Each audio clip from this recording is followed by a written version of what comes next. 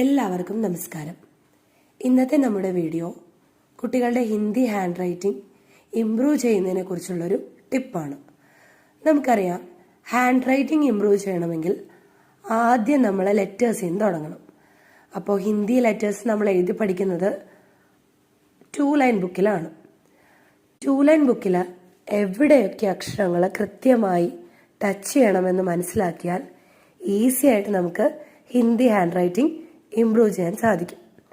ഒന്ന് വീഡിയോ കണ്ട് നോക്കാം.